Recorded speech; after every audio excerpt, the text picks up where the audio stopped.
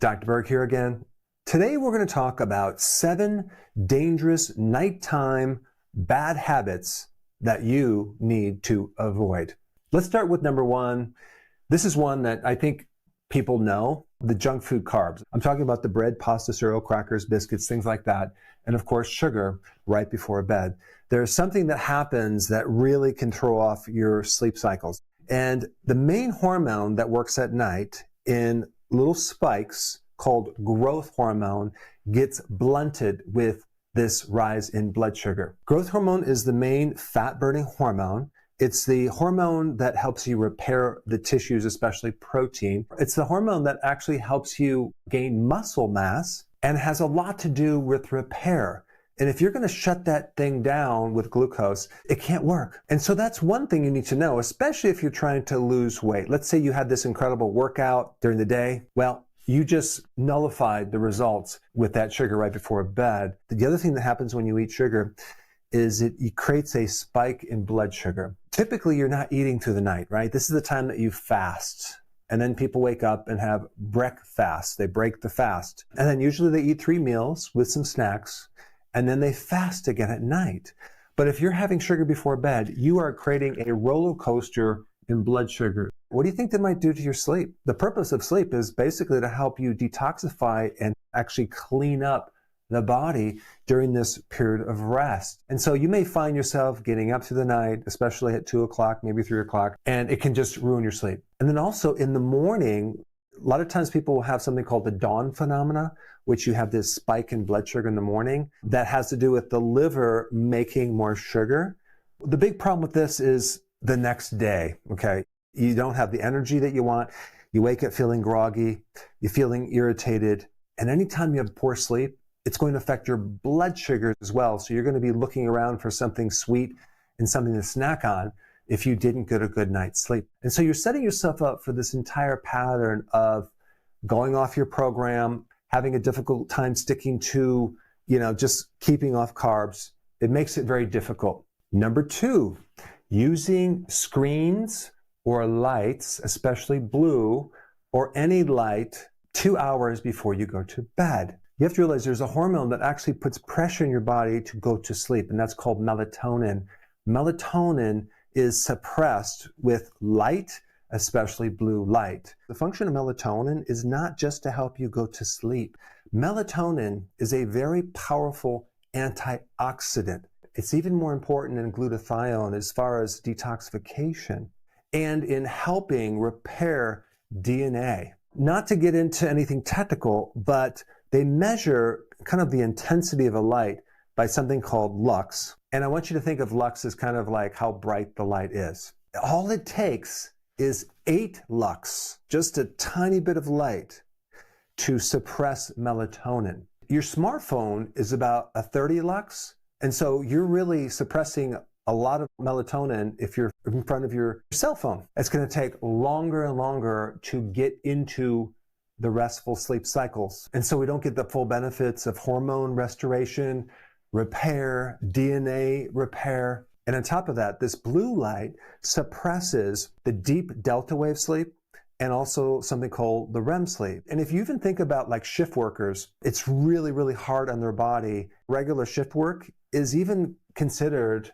a probable carcinogen in what it does to the immune system, specifically of the breast, the prostate, and the colon. Trying to sleep with just a moderate amount of light is mimicking metabolic syndrome just by this light interfering with your sleep. It's very interesting. The best thing to do is about an hour before you go to bed, dim the lights. You can wear blue blockers that can help, but it's really best to avoid not only the computer screens and things like that, but also any bright lights. Keep things as dim as possible. Number 3, using alcohol to fall asleep. Alcohol is tricking you into going to sleep, but you're not really sleeping. Your body's not focused on repairing, rejuvenating, detoxifying at all. It has to detoxify the alcohol, thus the hangovers that people feel when they get up from drinking alcohol. The real big thing with alcohol is that you just do not get the cleaning, the detoxification, or the repair of your body like you should, thus not getting the benefits of sleep. Alcohol also raises cortisol, adrenaline. It puts stress signals into the body. It tends to also deplete electrolytes, but especially depleting you of vitamin B1, which then the next day you're going to have anxiety. You're going to have this nervous tension. You can't relax. B1 is all about brain, nerve, calm, feeling restful. A couple things I recommend to do instead: take magnesium glycinate in warm water and sip that before you go to bed, because the magnesium will help relax the muscles and cortisol, but the glycinate part of magnesium glycinate will increase GABA in the brain and really help you sleep.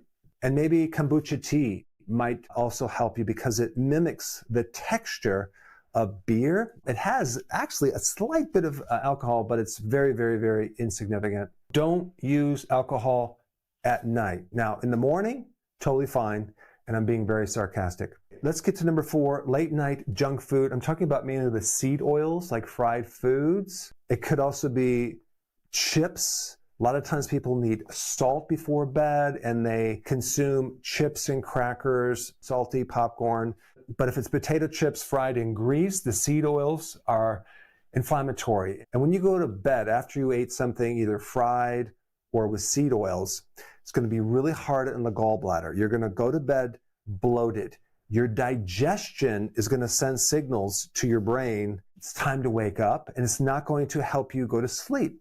So you will not be able to sleep restful if you're going to bed with a bloated stomach with seed oils. The seed oils are also going to affect your gallbladder and bile duct to the point where you might feel kind of nauseous, bloated, burping before bed. I've been there, done that. I have the t-shirt.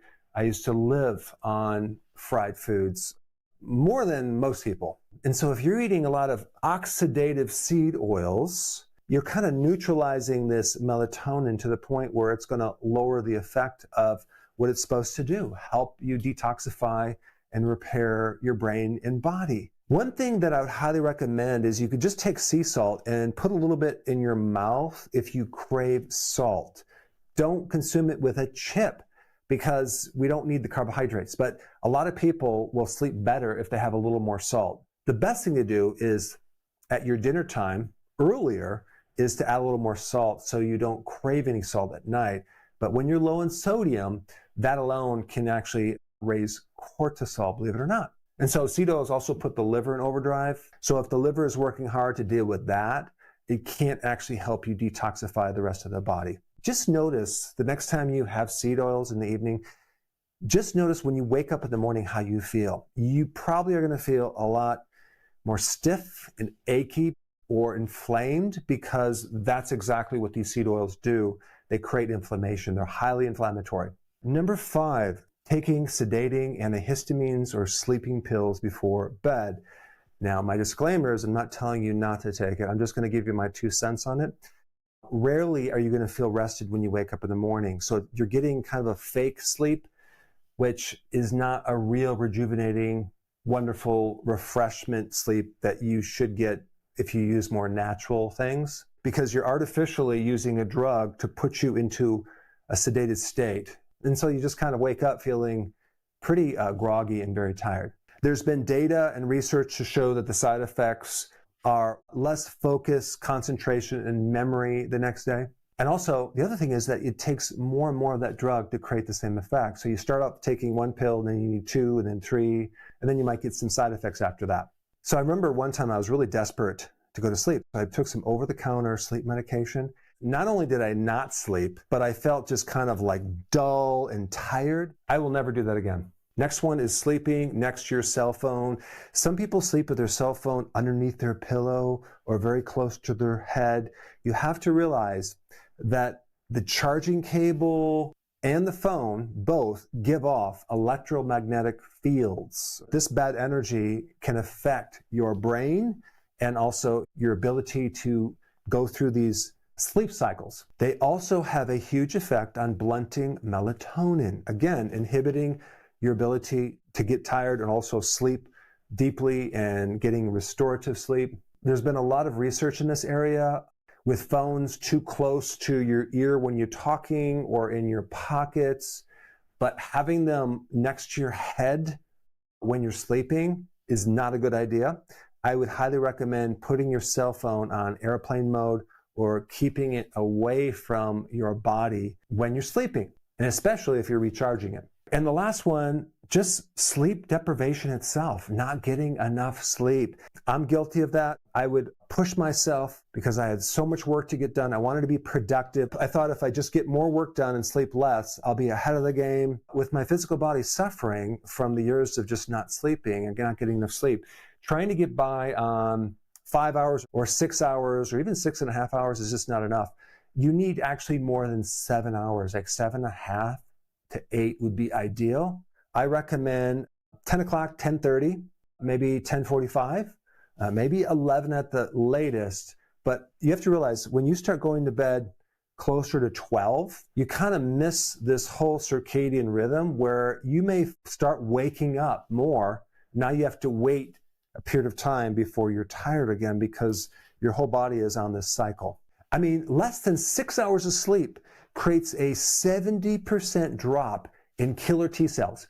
This is why a lack of sleep increases your risk for cancer as well as viral infections, and why nighttime workers really have a spike in cancer risk. You also don't get the toxins to be purified, so now we get a higher risk of dementia. We really spike our risk for getting diabetes.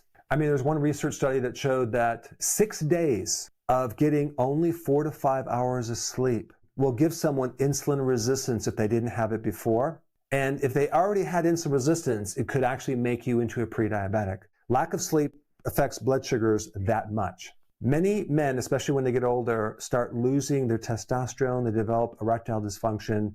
Sleep would be the first thing they should go after to repair and fix. So basically, when you're not sleeping, you're turning off all these survival genes that your body has. All right, now that you know 7 dangerous habits, this next video is going to give you all the information you need to have the most awesome sleep that you've ever had so you can wake up and feel refreshed. And I put this video up right here. Check it out.